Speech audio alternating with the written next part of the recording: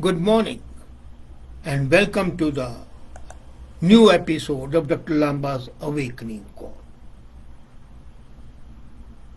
Rishi, Kamala Aur Hum. This is a modified form of an Indian movie heading. You see, we Indians are basically extremely emotional. And when a person of Indian origin becomes a leader, a government head, or attains a position of power, we go all gaga. We forget that in many cases, their connection of that person with India might be very tenuous. But expectations are high that this person being of Indian origin would be an Indian for all purposes, and he will not care about his own country. And that is where the rub lies. And then this came into prominence recently when Rishi became one of the leaders who is among the two to be the person who enters in 10 Downing Street. It was there when Kamala Harris became the vice president. And people were thinking that the whole world is going to change. Especially, but when Kamala Harris criticized India for his Kashmir issue, then there was a reaction.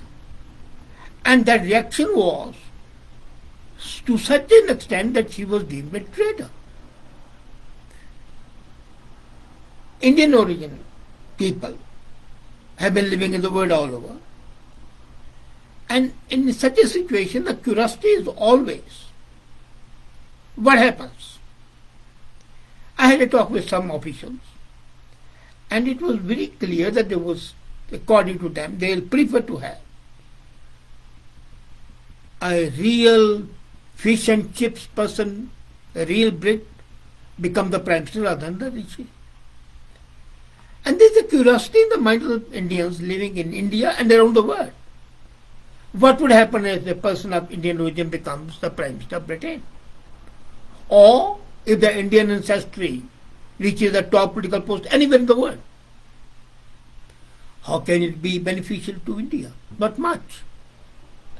As a matter of fact, this is a problem that can be counterproductive. And that's why we have to be careful. If a person of Indian origin becomes the head of the government in the country, then his commitment is to that country, not to India.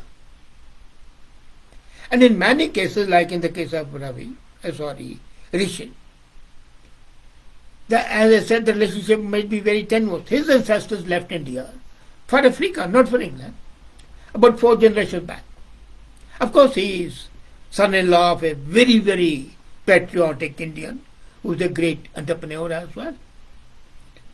But does it mean that because his father-in-law is a patriotic Indian, he should be pro-India? No, not necessarily.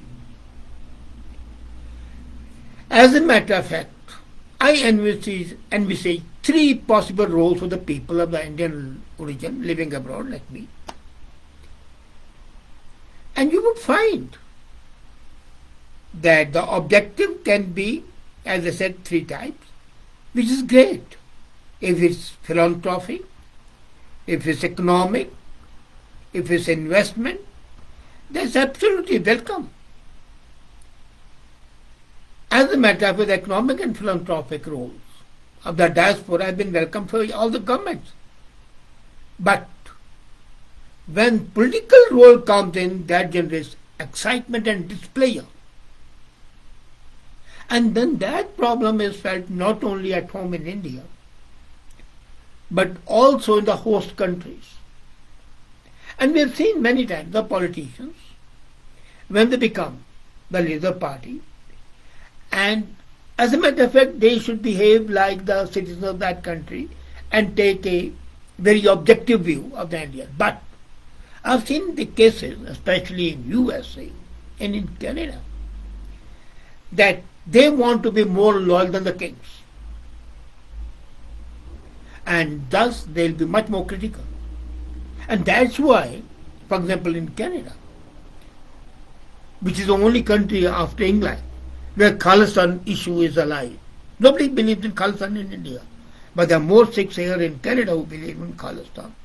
And that's why the leader of the Third National Party is a spokesman. And he doesn't say it openly for Khalistan, but then he says for self-determination of Sikhs. What nonsense. Anyway, people were very happy that Kamala was going to be the vice president. And when she criticized India, then they said she is traitor. They forget that the political leaders have to look after their own country and the agenda of their own country. And it's no surprise that some Indian officers with whom I talk are hoping that the new Prime Minister would not be Rishi Sunak, but would be, as I said, a real Briton, a person of British origin. Because they think that what's happened in USA and in Canada might be a repeat in England.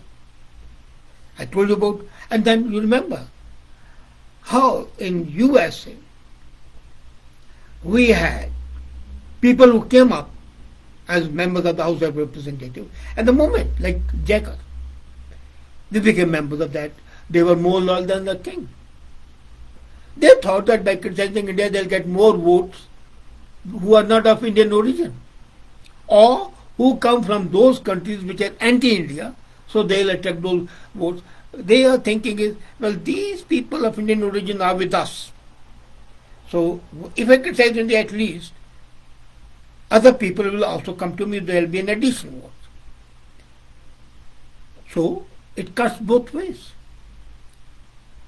You remember when Modi discussed political figures from the overseas Indian community during his mega shows in Canada, in USA, all over, it was expected that the people living in these countries were excited by the success and respect Indians receive of living abroad. They have been there. But the case would be someone will love you, some will not. And that's the politics of the diaspora.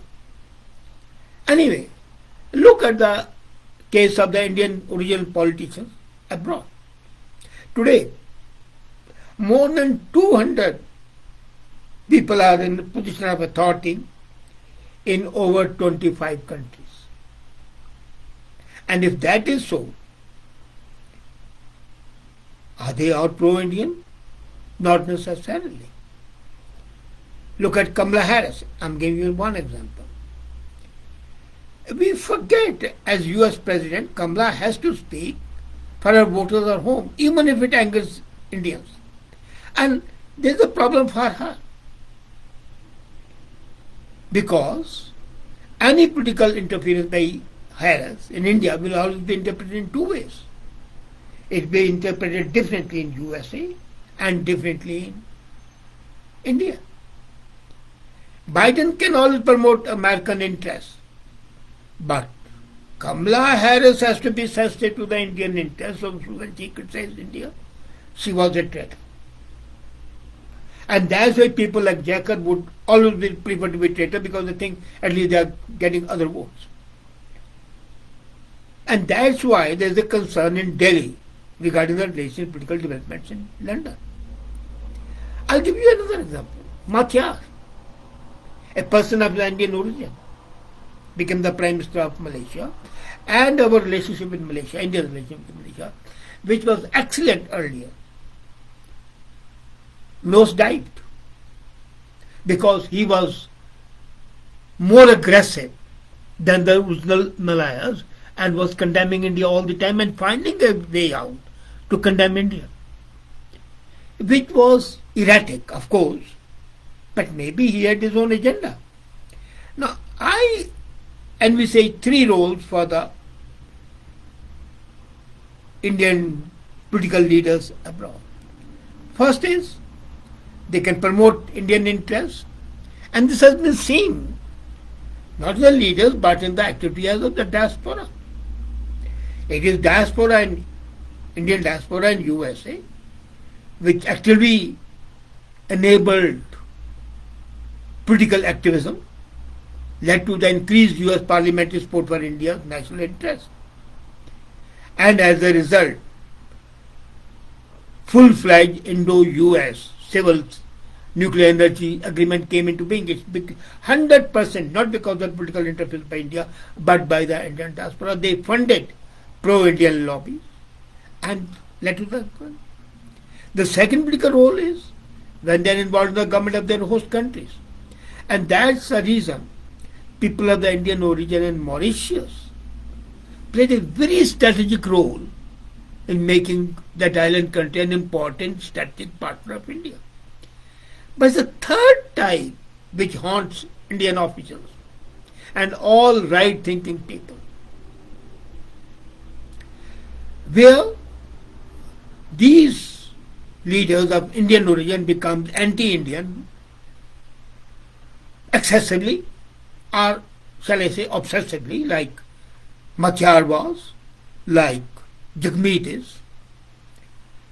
For them, India is a good stick to beat with. As I told you, when Najib Abdul Razak was the Prime Minister, our relationship was excellent.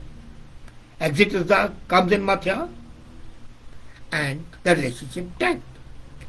And 200 Indians today dominate the government of 25 countries. We have a Prime Minister in Portugal, Antonio Costa. We had a Prime Minister in Ireland, till recently, Vadan. There have been presidents of Guyana, Suriname, Mauritius, 25 countries, Fiji. And that requires something, because most of them are stress-free friends. But they need hard work from the Indian diplomats, because the moment they show excessive interest or liking for India, then they are suspecting the land where they are living. Hundreds of the Indian American community organizations funded the 2019 Howdy Modi Houston event. But those very people are divided in regional, linguistic, religious, caste basis. And that affects the US-India relationship. Same is here in Canada. As I told you, Khalsan is only in the minds of the Sikhs living here in Canada. And then they become excessively either patriotic or anti-India. There is an increased focus, and which should be, the role of diaspora in shaping bilateral relationship. That's always welcome. China is progressing because of that. But China has been careful. They have maintained a very low profile as far as the top echelon leadership is concerned. But then they are operating at a level where they can help a country and still not attract the attention. Because of the attention of these political leaders, there is a heightened criticism of India for the human rights violation, and that's not welcome. Any Indian politician who wants to attract the attention of the people of the Indian origin abroad must address the concerns of those who are not enthusiastic about the politicians, but have the larger interest of the country of their origin. But when there is a conflict, then the commitment has to be where you are living. And if the country of the origin is important, then all of us basically are Africans. We migrated at one stage or the other. And this is why the Canada-based groups have put in India under more stress. Who knows, tomorrow a person of Indian origin might be the Prime Minister of Canada. In US it's likely to happen. But then Canada and Ireland and Portugal are not important, but Washington is and London is. And that's why it's a double-edged sword. The problem is that the economic and the philanthropic role of the overseas Indians would always be welcome. The political role has to be walking on a very, very tightrope, it's a rope walk. So how you do it, that depends on your capabilities. And that requires a very sharp, discriminatory attitude. And if you can't have that, then you are in for a disaster.